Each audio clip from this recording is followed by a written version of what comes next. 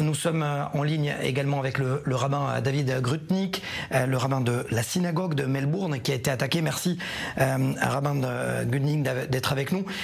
Est-ce que vous avez des détails? Est-ce que vous pouvez nous expliquer clairement que s'est-il passé au moment où l'incendie a commencé à prendre place dans votre synagogue? Thank you so much for hearing our story Bonjour, merci beaucoup de m'avoir invité. Nous sommes une synagogue au cœur de Melbourne en Australie, en plein centre-ville. On accueille des invités, des visiteurs, des gens qui viennent du monde entier et qui visitent notre synagogue et passent le Shabbat avec nous. On venait de terminer les prières du soir et après avoir fini ces prières, certains des visiteurs, des locaux, des étrangers et même certains venus d'Israël se sont joints à nous pour le dîner. Nous étions donc en train de prendre le repas de Shabbat en chantant des chants traditionnels de joie et les enfants jouaient à l'intérieur de la synagogue. L'un des enfants est venu me dire que quelque chose d'étrange se passait, que quelqu'un sonnait à la porte, appuyait sur la sonnette. Et puis, le temps que nous arrivions pour voir de qui il s'agissait, car généralement les visiteurs ne sonnent pas pendant Shabbat, j'ai été voir, et c'est là que nous avons pu apercevoir de la fumée qui s'échappait de sous la porte de la synagogue. Et là, nous avons réalisé que quelque chose n'allait pas. Nous avons pris l'extincteur, mais à ce moment-là, des passants australiens, des gens du quartier, avaient déjà appelé les pompiers. À partir de là, les pompiers sont intervenus et ils ont rapidement éteint l'incendie. La police est arrivée et c'est devenu une affaire, une scène de crime. Nous avons compris que quelque chose de très grave s'était produit. Il y avait beaucoup de fumée dans la synagogue, mais Dieu soit loué, nous avons eu beaucoup de chance que les dégâts soient limités à la façade de la synagogue. Seules les portes ont finalement été brûlées et le reste de la synagogue n'a pas été touché. Nous avons un dispositif de sécurité assez sérieux et c'est probablement ça qui nous a aidés car les portes sont en acier et non en bois. Elles ont pu résister au feu. Rabbin Grutnick, que savez-vous du ou des suspects, surtout le contexte qui l'a amené à faire ces faits et à commettre ces faits? Alors, finalement, nous n'en savons pas encore beaucoup.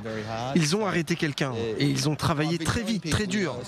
Vous savez, l'Australie est un pays de 26,5 millions d'habitants. Et l'immense majorité de ces gens sont les plus merveilleux qui soient avec nous. On le voit, ils sont simples, ils aiment la plage, la télévision, ils aiment la bière, les barbecues, le sport. Ils sont vraiment amicaux, chaleureux. Ils aiment les Juifs, ils aiment les Israéliens.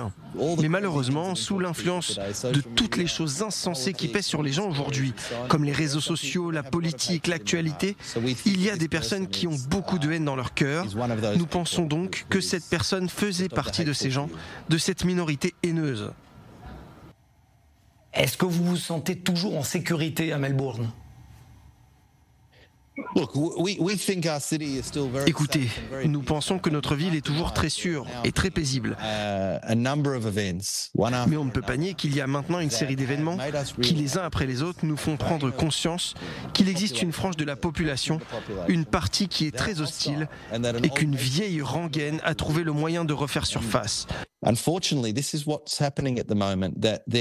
Malheureusement, c'est ce qui se passe en ce moment.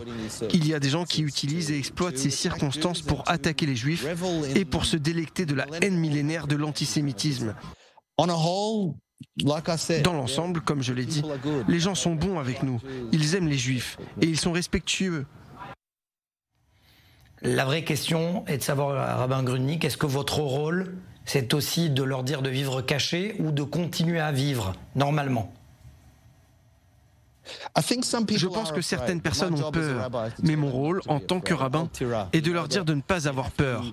En hébreu, on dit « Al-Tira », ne crains point. Vous devez croire qu'être un juif fier, c'est être un bon juif. Il n'y a jamais eu d'avantage à vivre son judaïsme en cachette. Au final, il vous retrouve de toute façon. Donc l'idée, c'est que oui, c'est un instinct naturel de se dire qu'en ce moment, l'Australie commence peut-être à prendre la même direction que d'autres endroits dans le monde, comme certaines régions d'Europe ou d'autres pays. Mais en réalité, je pense que l'Australie est fondamentalement un endroit sûr. Nous devons être fiers. Si nous sommes fiers de qui nous sommes, les gens nous respecteront encore plus.